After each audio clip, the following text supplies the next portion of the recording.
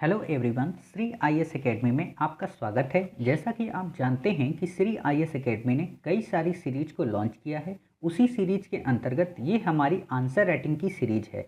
Answer writing की series में already हमने 13 पार्ट डिस्कस कर लिए हैं। ये हमारा 14 पार्ट है। 14 पार्ट के अंतर्गत हम देखेंगे कि किस तरह का क्वेश्चन हमारे टेलीग्राम चैनल पर आपके द्वारा भेजा गया, आपने उसे किस तरीके से लिखा और वास्तव में उस प्रश्न के उत्तर को किस तरीके से लिखना चाहिए था। इन सब की काफ़ी डेप्थ में एनालिसिस करेंगे। तो चलिए शुरू करते हैं।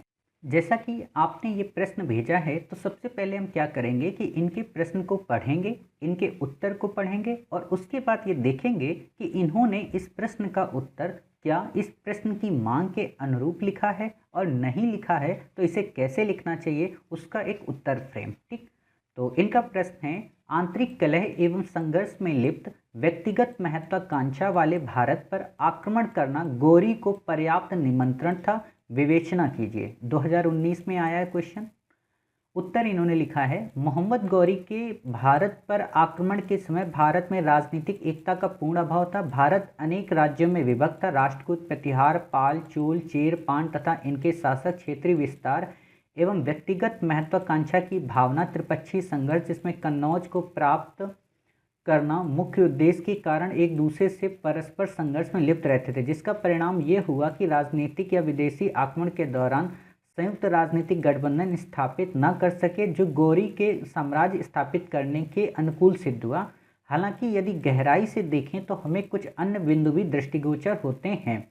महमूद गजनवी 1000 से 1026 ने काफ़ी हद तक गौरी की पृष्ठभूमि को तैयार कर दिया था, जैसे भारत के उत्तर पश्चिम के क्षेत्र की कमजोरी को उजागर करना, भारत की समृद्धि का प्रसार, राजनीतिक विखंडन को तीव्र करना, भारतीय शासकों को कमजोर करना आदि, जो आगे चलकर गौरी के लिए महत्वपूर्ण सिद्ध हुए। निष्कर्षतः कहा जा सकता है कि गौरी के आक्रमण और विजय से ज़्यादा महत्वपूर्ण भारतीय शासकों की राजनीतिक अदूरदर्शिता व तत्कालीन चुनौतियों की पहचान न कर पाना तथा गजनवी के आक्रमण के परिणाम स्वरूप भारत की तस्वीर, आर्थिक समृद्धि, राजनीतिक शून्यता झलकी, जो गौरी जैसे किसी भी महत्वाकांक्षी व साम्राज्यवादी शासक को आकर्षित कर सकती थी। देखिए, ये उत्तर जो आपने लिखा है इसमें आपने लास्ट में क्या यूज किया है कि गौरी की महत्वाकांक्षा। ठीक, प्रश्न में क्या दिया है कि व्यक्तिगत महत्वाकांक्षा वाले भारत पर। कहने का मतलब इस प्रश्न को जिस व्यक्ति ने गढ़ा है उसने, जानते हो, इस प्रश्न का एक कारण से बताया है कि मोहम्मद गौरी के भारत पर आक्रमण करने का जो मुख्य कारण था वो था आंतरिक कलह व संघर्ष, जिसमें व्यक्तिगत महत्वाकांक्षा वाले लोग लिप्त थे, इसलिए मोहम्मद गौरी ने भारत पर आक्रमण किया। समझ गए? प्रश्न को आपने इनकोड किया। तो कहने का मतलब इसके अन्य भी तो कई पक्ष होंगे। ये तो केवल राजनीतिक पक्ष बताया गया कि आंतरिक कलह एवं संघर्ष में लिप्त व्यक्तिगत महत्वाकांक्षा, इसके सामाजिक भी होंगे, आर्थिक भी होंगे और सैनिक कारण भी होंगे, जिन्होंने मोहम्मद गौरी को भारत में आक्रमण करने के लिए प्रेरित किया। और स्वयं मोहम्मद गौरी के भी कुछ महत्वाकांक्षा होगी।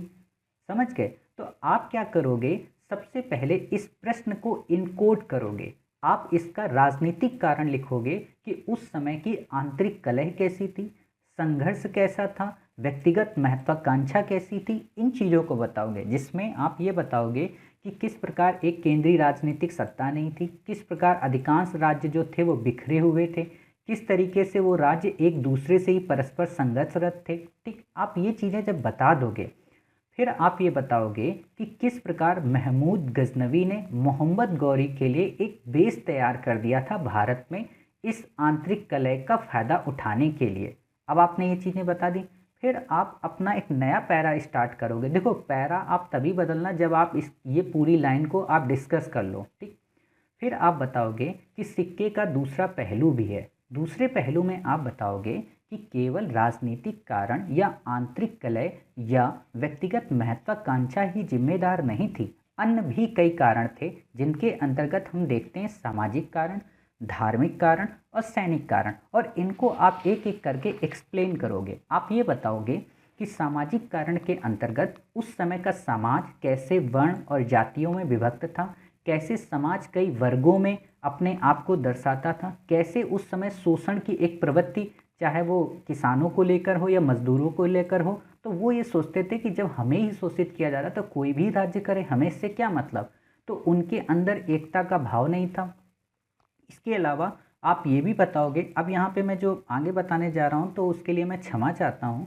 क्षमा इस बात के लिए क्योंकि इस प्रश्न में जैसा उत्तर लिखा है, जैसे हिस्टोरियन ने इस आंसर को बताया है, मेरा उद्देश्य सिर्फ वही बताना है। मैं किसी भी जाति, किसी भी धर्म, किसी भी मजहब से मेरा कोई संबंध नहीं है। तो अतः आप इस उत्तर को बिल्कुल निरपेक्ष होकर सुने। ठीक है, आप यहाँ पे ये मत सोचना कि मेरी भावना आपके प्रति गलत है, तो ऐसा बिल्कुल भी नहीं, क्योंकि एक हिस्टोरियन का काम होता है कि आपको सही आंसर की ओर ले जाना। ठीक, तो इसमें क्या था, इसमें ये कहा जाता था, कई सारे हिस्टोरियन ने सामाजिक कारण में बताया कि जो राजपूत होते थे वो वंशागत श्रेष्ठता का काफ़ी वो करते थे कि हम श्रेष्ठ हैं, हम ही हम हैं, तुम क्या हो, ये सारी बातें वो करते थे और दूसरों की सुनते नहीं थे।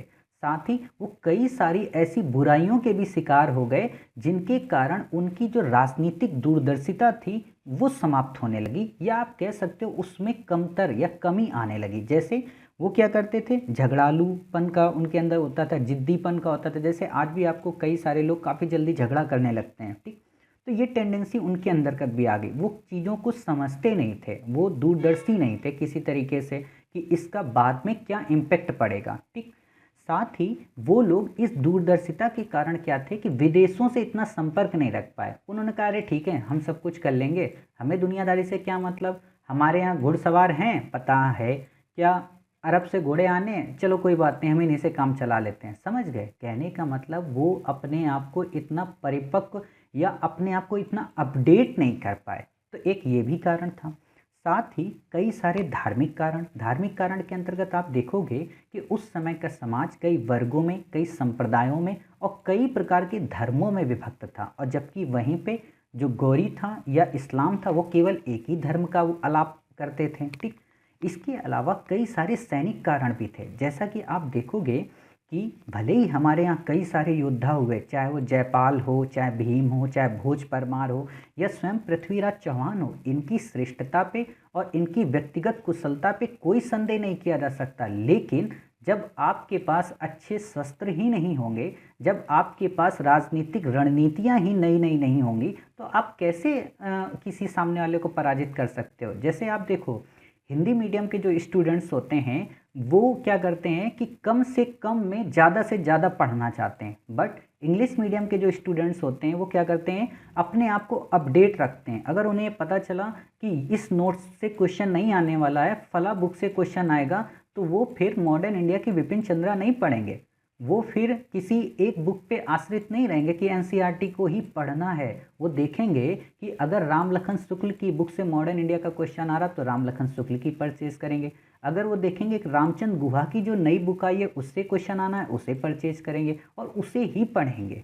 यानी कि वो अपडेट रहते हैं, वो यूपीएससी के बैक ईयर को देखकर एनालिसिस करते हैं कि क्वेश्चन फ्यूचर में कैसा पूछा जा सकता है। इसीलिए आप देखोगे कि रिजल्ट में उनकी भरमार ज़्यादा रहती है। ठीक, तो यही चीज़ इनके साथ था, ये लोग इतना अपडेट नहीं थे। जबकि जो तुर्की वासी थे या जो अरब के लोग थे वो अपडेट होते थे, उनके पास अच्छे घोड़े होते थे, उनके पास अच्छे तीरंदाज होते थे, उनके पास एक स्ट्रेटजी होती थी। जैसे आपको पता हो कि राजपूत जो होते थे वो अपनी पूरी सेना के साथ में लड़ने के लिए चले जाते थे। अपनी पूरी सेना, मान लो ऐसे है और ये दो भाग हैं, इन्होंने अपनी पूरी सेना ये इकट्ठा इसमें लगा दी।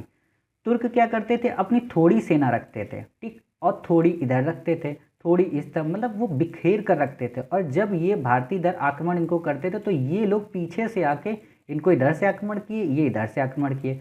साथ ही ये घुड़सवार होते थे तो ये काफ़ी तेज़ी से मूव करते थे, और इनके पास क्या होता था, हाथी, क्योंकि इनको लगता था हम हाथी से अच्छा कर सकते हैं। तो हाथी इतनी जल्दी मूव नहीं कर पाता था। साथ ही इन्हीं का हाथी इन्हीं के द्वारा भगदड़ में इन्हीं के सैनिकों को कुचल देता था। एक और बात कि जो ये होते थे तुर्की, इनको अगर लगा कि हम हार जाएंगे तो ये वापस होते थे कि चलो यार वापस चलते हैं, हार जाएंगे, अभी अपने सैनिकों को बचा लो। बट जो राजपूत थे वो अपने अंदर एक स्वाभिमान की गरिमा लिए थे, नहीं युद्ध में हम पीठ दिखाकर कैसे भाग सकते हैं। जब वो ये करते थे तो मारे जाते थे। तो इसलिए इनके अपने जो श्रेष्ठ योद्धा थे वो धीरे धीरे समाप्त होने लगे, और इस तरीके से तुर्कों ने भारत में अपनी विजय को, या कह सकते हो मोहम्मद गौरी ने अपनी विजय को स्थापित किया। और मोहम्मद गौरी क्या करता था, अपनी स्ट्रेटजी बदलता रहता था। भारतीय अगर एक बार जीत गए तो जश्न मना लिए, उसी दिन पार्टी कर लिए।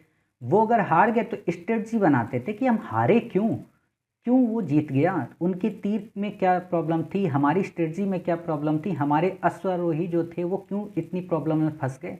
तो ये भी सारे जिम्मेदार कारण थे, आप इनका भी जिक्र करोगे। और जब आप इन सारी चीज़ों का जिक्र कर दोगे तो लास्ट में आप एक निष्कर्ष दोगे, और जो निष्कर्ष दोगे ना वो इन चारों कारणों को एक साथ सम्मिलित करता हो। जैसे आप ये लिख सकते हो कि उस समय अगर चाहे मौर्य साम्राज्य होता या फिर मुगल सत्ता होती, मुगल सत्ता मतलब अकबर के टाइम पीरियड का, तो भले ही ये राजनीतिक जो शून्यता थी ये ना होती, और इस राजनीतिक शून्यता को भरने के लिए गौरी की महत्वाकांक्षा कहीं इतनी प्रबल ना होती। ठीक।